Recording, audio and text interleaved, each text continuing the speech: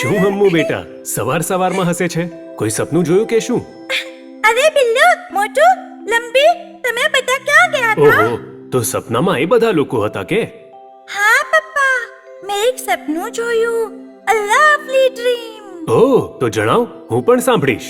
એક પહાડની ઉપર એક કેરીનું ઝાડ હતું. એ ઝાડ 100 હાથીઓ સમાન હતું અને એ ઝાડના ખૂણામાં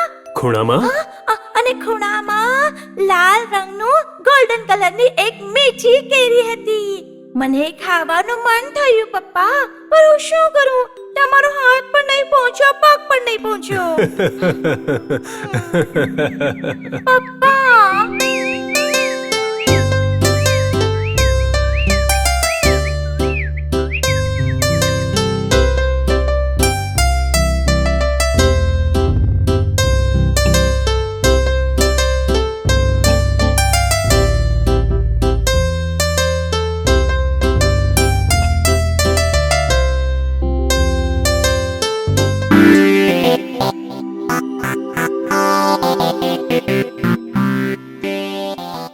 ફરીથી આવું કેમ કરે છે? હું આપું છું ને તને.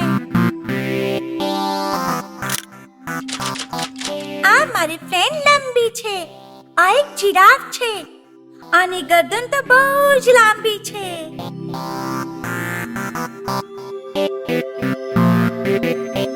કોણ છે તે બેટા?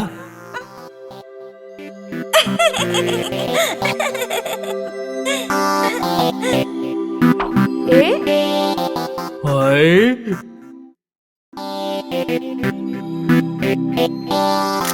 આનું નામ છે મોટુ. આ એક નાનકડો હાથી છે. આનું પેટ બહુ મોટું છે. આ હંમેશા ખાતો જ રહે છે. અરે, એને લંબી પાસેથી ઈડલી પણ છીનવી લીધી છે. બિચારી લંબી, એને બીજી ઈડલી આપવાની છે. જોયું કે એ ઈડલી મોટુને પણ નહીં મળી. આ બિલ્લુ છે. તે ગ્રીક છે. પણ તમે ડરતા નહીં, ઠીક છે? આ બહુ વાલું છે. તે ક્યારે ખરાબ કામ નહીં કરે. આ મધ અને ફળોને છોડીને બીજું કંઈ નથી ખાતો. આ એક શાકાહારી છે. કા શીશી કો કાકા કા શીશી કુ કુ કુ છા સા સા સે સે સુ સુ સુ. બહુ જ સ્વાદિષ્ટ છે.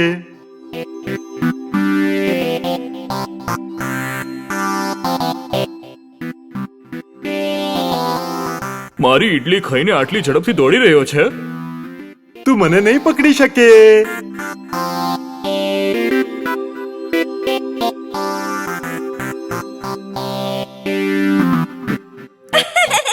આ બહુ જ તોફાની છે.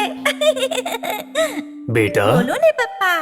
અમ્મુ બેટા, હું અહીં નજીકમાં જઈને આવું છું. ક્યાં પપ્પા? જંગલમાં એક જગ્યાએ સાંભળ્યું છે ત્યાં બહુ મોટો ખજાનો છે. લાકડાવાળા શંકરે કહ્યું. પપ્પા, ખજાનો એટલે શું?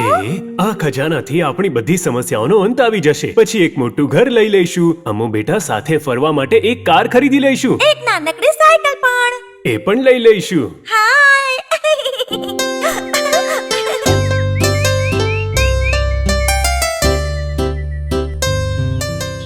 હું ખજાનો લઈને જલ્દી આવી જઈશ. તું ક્યાંય દૂર નહીં જતી, સમજી ગઈ? હું પણ આવું પપ્પા. અમ્મુ બેટા, ત્યાં નાના બાળકો ન જઈ શકે. હું જલ્દી આવી જઈશ બેટા. મ્વા.